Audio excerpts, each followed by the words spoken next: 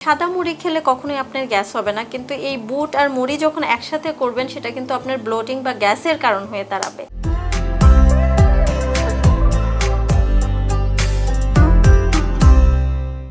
দেখা যায় যে আমরা যখন খাবার খাই তখন এটা স্বাভাবিক, সারা দিন যখন না খেয়ে থাকি আমাদের মনে হয় যে আমরা যা খাবো আশেপাশে যা দেখছি সব তখন খেতে ইচ্ছে করে।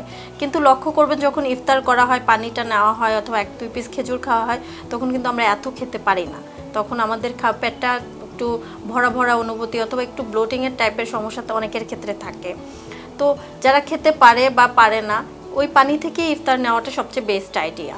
কিন্তু প্রচুর পরিমাণে সুইট আইটেম না এবং প্রচুর পরিমাণে খাবার একসাথে না খাওয়াটাই ভালো। লাইট ইফতার, কারণ এটা সংযমের মাস, বলাই হয়েছে আমাদের ধর্মে যে এখানে সংযমের মাস, যেহেতু সব কিছুই খাবার থেকে শুরু করে সব কিছুই সংযম করার কথা বলা হয়েছে। তো খাবারটাও কিন্তু আমাদের সংযম করেই খাওয়া উচিত।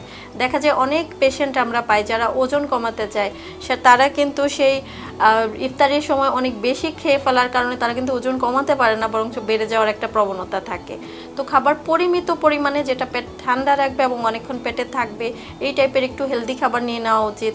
হতে পারে সেখানে আপনি একটা ডিম সিদ্ধ রাখতে পারছেন, হতে পারে সেখানে ভাজা পোড়া খেতে পারেন। আমি কখনো নিষেধ করি না কোনো পেশেন্টকে যে একদমই ভাজা পোড়া নেবেন না, যেহেতু তারা ট্রেডিশনালি খেয়ে অভ্যস্ত। আমি যদি সরাসরি নিষেধ করে দিই তারা বেশি খেয়ে বসে থাকবে। তো আমি বলি আগে নর্মাল খাবারগুলো খান, যেমন পানি খাচ্ছেন, খেজুর খাচ্ছেন, ফ্রুটস খাচ্ছেন, বা দই চিড়া খাচ্ছেন, বা হালিমও যদি খেতে চান খেতে পারেন, কিন্তু হেলদি ওয়েতে বাসায় তৈরি করে, বাইরেরটা না। তো খাওয়ার পর দেন আপনি একটু ভাজা পোড়া খেতে পারেন। যেমন অনেকে বুট খেতে পছন্দ করে, ছোলা খুবই ভালো, খারাপ না। ছোলা কিন্তু আমাদের শরীরের জন্য খুব উপকারী, এনার্জেটিক এবং আমাদের কর্মক্ষম রাখতে হেল্প করে। প্রচুর পরিমাণে ভিটামিন, মিনারেলস এবং প্রোটিন পাওয়া যায় এতে, এবং ফাইবারও পাওয়া যায়।